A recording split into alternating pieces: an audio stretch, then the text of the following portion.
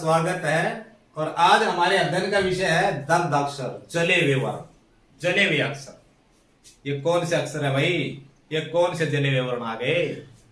बस आज इन्हीं का अध्ययन करना है। जिस प्रकार आचार्यों ने कुछ गणों को अशुभ बताया है और कुछ गणों को शुभ। अशुभ गणों को जैसे कविता के आरंभ में प्रयोग करना निषिद्ध माना गया है, उसी प्रकार आचार्यों ने कहा है कि कुछ ऐसे वर्ण है जिनका कविता के आरंभ में प्रयोग करना निषिद्ध है, वर्जित है, अशुभ है। पहले इन दग्ध अक्षरों की संख्या 19 थी, लेकिन इनमें से बाद में मुख्यतः 5 छांट लिए। भाई इन 5 का तो प्रयोग करना ही नहीं है। और वो 5 कौन कौन से है? वो 5 है झ, ह, व, भ और श। ये 5 दग्ध अक्षर मान लिए। मुख्य रूप से 19 में से ये निकाल के बाहर दिए कि इनका कविता के आरंभ में प्रयोग करना अशुभ है। भाई अशुभ क्यों है? क्या हो गया इनमें? इनको आखिर जलावाक्षर क्यों कह दिया?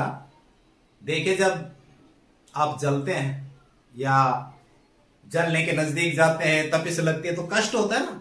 उसी प्रकार कविता के आरंभ में इनका प्रयोग कष्टदायी होता है कि इनमें से किसी वर्ण से हम कोई शब्द शुरू करते हैं और कोई वो शब्द कविता या गीत के आरंभ में प्रयोग करते हैं, तो उसको गाने में, उसके लय में, उसकी मधुरता में कुछ कठिनाई आती है। इसलिए इनको दग्ध अक्षर मान लिया गया। लेकिन साथ के साथ उन्होंने ये कह दिया कि भाई इनके उपाय भी हैं। अगर उन उपायों के साथ इनको प्रयोग किया जाए ना कविता में, तो ये प्रयोग किया जा सकता है। बताया कि दग्ध अक्षर में से कोई अक्षर देवता सूचक शब्द के आरंभ में आता है और वो शब्द कविता के आरंभ में प्रयोग हो जाता है, तो वो दग्ध अक्षर अशुभ नहीं रह जाता। उदाहरण देखिए, रघु कुल रीत सदा चली आई। ये उदाहरण दे दिया। रघुकुल रीत सदा चली आई, प्राण जाए पर वचन न जाए। यहां पर रघुकुल शब्द श्री रामचंद्र से संबंध रखता है, इसलिए र भगवान सूचक शब्द में है। भगवान के बारे में सूचना देने वाले शब्द के आरंभ में आ गया है, इसलिए र यहां पर अब अशुभ नहीं है, वो दग्ध अक्षर नहीं है। दूसरा उपाय उन्होंने बताया, अगर दग्ध अक्षर बड़ी मात्रा से युक्त होकर कविता के आरंभिक शब्द में शुरू में आ जाता है तो वह अशुभ नहीं रहता।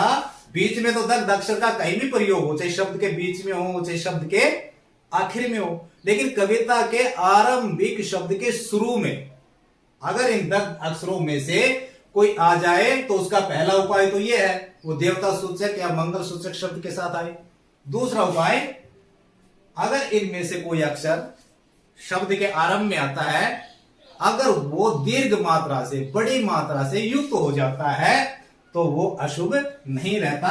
देखिए उदाहरण, भूख प्यास, भूख प्यास दलित दीन की। यहां पर इस पंक्ति में शुरू में देखिए आप, वह किसमें है? दग्ध अक्षरों में, किंतु इसमें ऊ की मात्रा लग गई। ऊ की मात्रा अर्थात बड़े ऊ की मात्रा इसमें लग गई है। भ यहां दीर्घ मात्रा से युक्त हो गया है, इसलिए यह अब दग्ध अक्षर नहीं है, बल्कि यह शुभ वर्ण बन गया है। तो दोस्तों, विद्यार्थियों, पाठकों, आपको दग्ध अक्षर के बारे में जानकारी मिल गई होगी।